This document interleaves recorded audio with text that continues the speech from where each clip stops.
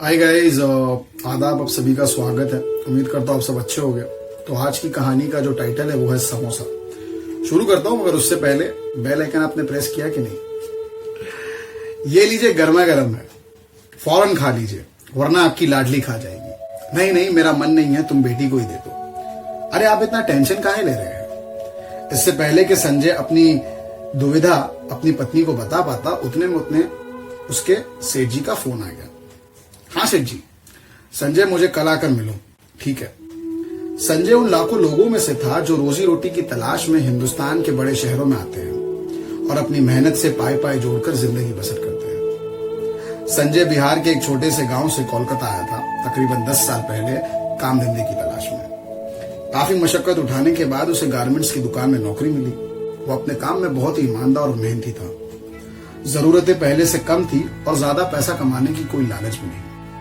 एक अच्छा अरसा कोलकाता में बिताने के बाद उसने सोचा कि क्यों ना इस समय अपनी बीवी और बच्चों को भी यहाँ बुला लिया जाए, और थोड़े समय पहले ही उन्होंने अपने पूरे परिवार को यहाँ पे बुला लिया था। संजय की 2 बेटियां थी, एक की उम्र 5 साल और दूसरी की उम्र 3 साल की। अब कोलकाता जैसे शहर में जीना किसी लड़ने से कम तो है नहीं। बात बात पर महंगाई के तराजू में जिंदगी की ख्वाहिशें तोली जाती है। इच्छा तो थी कि बच्चों की पढ़ाई इसी बड़े शहर में करे, मगर एक आम आदमी अपने पैर उतने ही फैला सकता है जितनी लंबी उसकी चादर होती है। अपनी बीवी से सलाह मशवरा करने के बाद उसने सोचा कि बच्चों की तालीम उसी गांव में होगी, और जब वे कॉलेज में पढ़ने लायक हो जाएगी तब तक संजय 4 पैसे कमा भी लेगा और उन्हें दोबारा से यहाँ बुला लेगा। तो इस काम को अंजाम देने के लिए उसने सोचा कि अब की बार गर्मी की छुट्टियों में जाकर वो गाँव के मकान की थोड़ी मरम्मत कर लेगा, जिससे बीवी और बच्चे इत्मीनान से रह सके।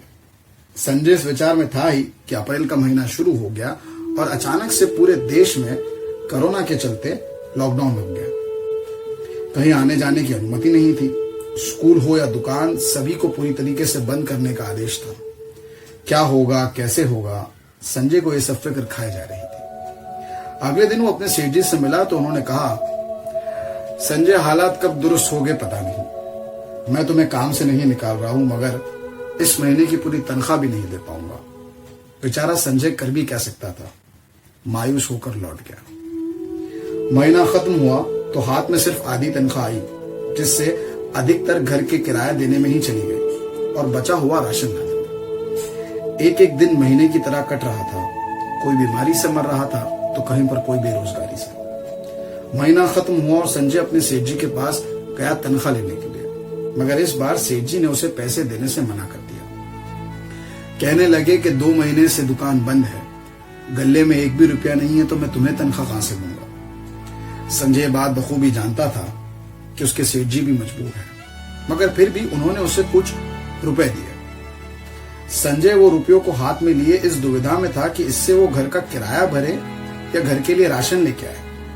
काफी सोच विचार के बाद उसे ख्याल आया कि क्यों ना वो अपना मोबाइल गिरवी रख ले। बड़े प्यार से पिछली 3 दिवाली का बोनस जमा कर करके उसने अपने लिए एक बढ़िया सा स्मार्टफोन लिया था। जब संजय घर पहुंचा तो बीवी की आंखों में नमी थी और चेहरे पे फिक्र। पूछने पर उसने बताया कि 4 मकान छोड़कर एक शख्स अपने बीवी और बच्चों को छोड़कर कहीं भाग गया है।